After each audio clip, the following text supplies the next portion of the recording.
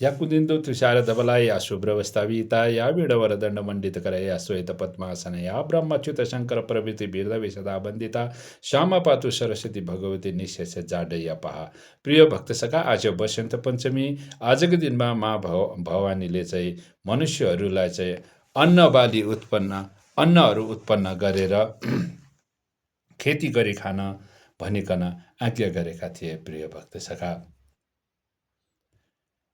त्यसपछि चाहिँ मनुष्य जातिमा चाहिँ अझ बुद्धि विकास भएर गएको हो। प्रिय भक्त सखा, भगवान भोलेनाथले मनुष्यलाई अग्नि उत्पन्न गरेर ती कन्दमूलहरू त्यहाँनिर पकाइ खान, पोली खान सिकाए पश्चात मनुष्यमा धेरै नै सभ्यताहरू छाएको थियो है, बुद्धि विकास भएको थियो। अझ त्यसमा धरती आमाले मनुष्यलाई अन्नको बीजहरू उत्पन्न गरेर त्यो बीजहरू रोपेर त्यसबाट अन्न उत्पादन गर्ने ज्ञान दिनुभएको थियो। प्रिय भक्त सखा, किनभने मनुष्यहरू भोजनको निम्ति, आफ्नो भोजनको निम्ति चाहिँ झुन्ड भई एकअर्कामा जहिले तहिले लडाइँ गर्ने गर्दथे।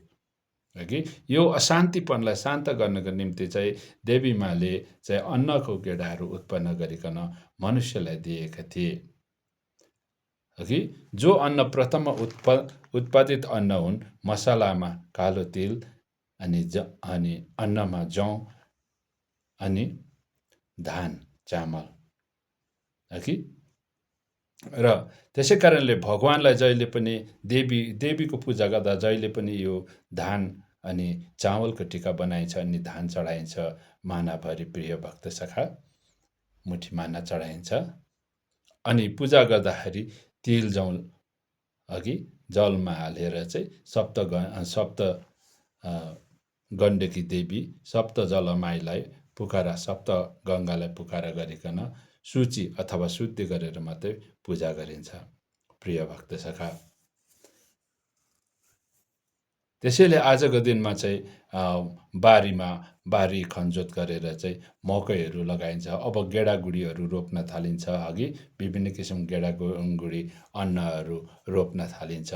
आज वसन्त पञ्चमीदेखि चाहिँ धरतीको ऊर्जा ताप बढ्न थाल्दछ। त्यसैले धरतीमा भएका जति पनि वृक्ष लतालहारा पौधा है, झार जङ्गल सबैमा चाहिँ नयाँ नयाँ पाउला आउन थाल्दछ। नयाँ नयाँ उनीहरूले वस्त्र ग्रहण गर्दछ।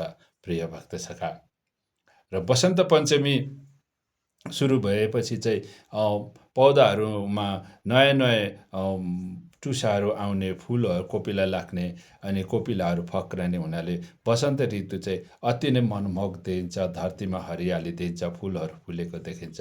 अति नै रमाइलो, स्वर्गका परीहरू पनि आएर नाच्दछन्। प्रिय भक्त सखा, यसैले वसन्त पञ्चमीमा गरेको पूजाले चाहिँ सबैलाई ज्ञानको आशीर्वाद पुग्दछ। अघि अब धन भएर पनि ज्ञान छैन भने धन नष्ट हुँदछ।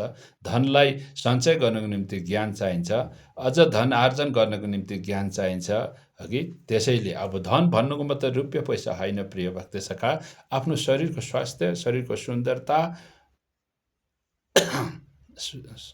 अनि कार्य प्रणालीलाई अति उत्तम प्रकारले सम्पादित गर्ने क्षमता है, सहनशीलता, धैर्य, दया, करुणा, प्रेम इत्यादि, यो चाहिँ हो शरीरको सुन्दरता। हाम्रो मुख्य धन चाहिँ यो हो। यसको बढोत्तरीको निम्ति, यसको सुरक्षाका निम्ति चाहिँ अघि हामीले सरस्वती माँको आज पूजा गर्न पर्दछ। सरस्वती अर्थात् श्वास, हाम्रो स्वास्थ्य। प्रिय भक्त सखा, आजको दिन पूजा गर्नाले चाहिँ हाम्रो श्वास प्रश्वास अनि स्वास्थ्यको बारेमा हामीलाई यसले, यो पूजाले चाहिँ सजग गराउँछ, जानकार गराउँछ। प्रिय भक्त सखा, शिक्षा भन्नु नै वास्तवमा स्वास्थ्य रहनु हो। शरीरको स्वास्थ्य ठिक छ भने सबै कुरो ठिक भएर जाँदछ। र आजको दिनमा विशेष गरेर शिक्षा आर्जनको निम्ति, शिक्षा उन्नतिको निम्ति विद्यार्थीहरूलाई गार्जेनहरूले सरस्वती माताको पूजा स्थानमा लानुहुन्छ है, पूजामा सहभागी गराउनुहुन्छ। कति घर परिवार घरमै सरस्वती माताको पूजा गर्नुहुन्छ। प्रिय भक्त सखा, उहाँलाई विशेष गरेर आज सेतो चन्दन, सेतो फुल अनि सेतो मिठाईहरू इत्यादि चढाउन सकिन्छ।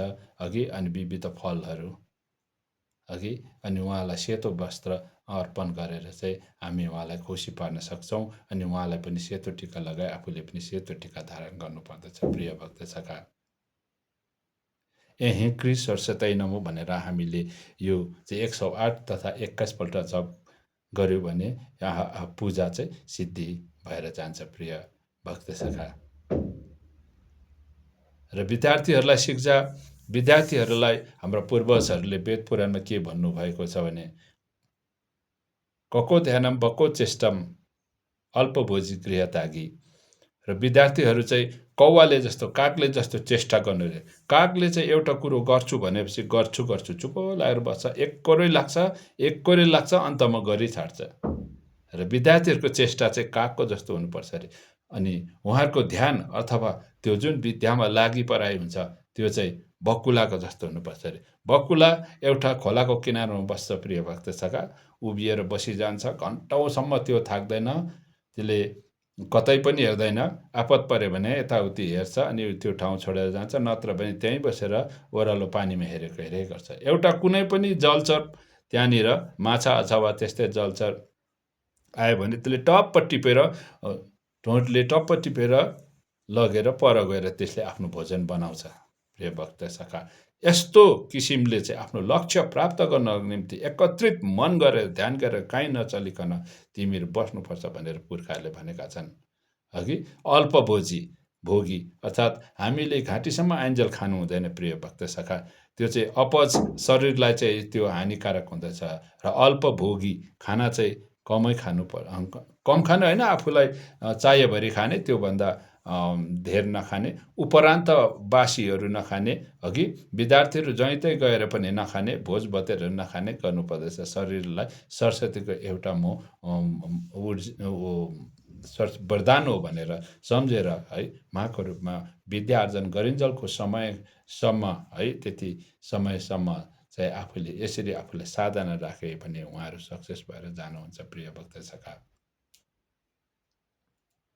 अघि अनि गृहत्यागी वास्तवमा अहिले चाहिँ गृहत्याग गर्नु पर्दैन, र पनि अब विद्यार्थीहरू चाहिँ बोर्डिङ स्कुलहरूमा जान्छन् है, होइन, आवासीय स्कुलहरू जान्छन्, त्यहीँ बस्छन् है। अहिले पनि यो परापूर्वकालदेखि नै अब शिक्षार्थीहरू चाहिँ गुरुको आश्रममा गएर त्यहीँ नै 9 वर्षसम्म बस्थे प्रिय भक्त सखा है। त्यही नियम अहिलेसम्म हो। बोर्डिङ भनेर भन्छ अलि शब्दहरू मात्रै है, अहिले इङ्ग्लिसमा आयो है। आवासीय स्कुलहरू हुन्छन्, त्यहाँ गएर उनीहरू अहिले पनि 9 वर्षसम्म बस्ने गर्दछन् होइन, शिक्षा आर्जनको निम्ति। र यसरी पूर्वजहरूले चाहिँ हाम्रो वेद पुराणमा यसरी विद्यार्थीहरूलाई चाहिँ भन्नुभएको छ, कको धनम बको चेष्टम अल्पभोजी गृहत्यागी प्रिय भक्त सखा। र कागले जस्तो चाहिँ प्रयास गरिरहनु, एकैतालमा नथाक्नु है। बको ध्यान बकुलाले जस्तो एकत्रित मन गरेर आफ्नो शिक्षालाई चाहिँ आर्जन गर्नु, जहीँ कहीँ विशृङ्खलित मन नपार्नु। त्यसो गर्यो भने शिक्षा पूर्ण हुँदैन, असफल भइन्छ भनेर भनिएको प्रिय भक्त सखा। हाम्रो विद्यार्थी भाइ बहिनीहरूलाई हामी आजको यो भिडियो सन्देशमा यही भन्छौँ, हजुरहरू पनि कौवाले जस्तो कागले जस्तो चाहिँ प्रयास गरिरहनुहोस् अनि बकुलाले जस्तो एकत्रित मन गरेर आफ्नो लक्ष्यलाई लिनुहोस् है। अनि जहीँतहीँ भोजन नगर्नुहोस्, पार्टी पौवातिर नजानुहोस् है, जहीँतहीँ भोजन नगर्नुहोस्, आफूलाई असुरक्षित हुन्छ। कस्तो भोजनले चाहिँ आफ्नो सेन्स अर्गनमा चाहिँ यसले प्रभाव पार्न सक्छ। किनभने भोजनको 6वटा रूप हुन्छ हाम्रो शरीरमा भोजन ग्रहण गरिसकेपछि, र अन्तिम 6 रूप हो, यो चाहिँ भाव भनिन्छ भोजनको चाहिँ प्रिय भक्त सखा। यो बुझ्नुलाई धेरै लामो हुन्छ र यति बुझिराख्नुहोस्।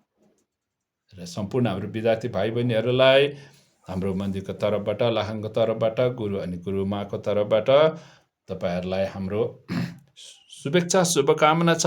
तपाईँहरूलाई हाम्रो आशीर्वाद छ। हजुरहरू राष्ट्रको उच्च नागरिक बन्ने शिक्षा ग्रहण गर्न सक्नुहोस्। देवी माले यहाँहरूलाई यो क्षमता दिनुहुनेछ। आजको यो वसन्त पञ्चमीको दिनमा विशेष गरेर हजुरहरू विद्यार्थीहरूलाई जय श्री राम, जय श्री गुरुदेव, जय मा सरस्वती।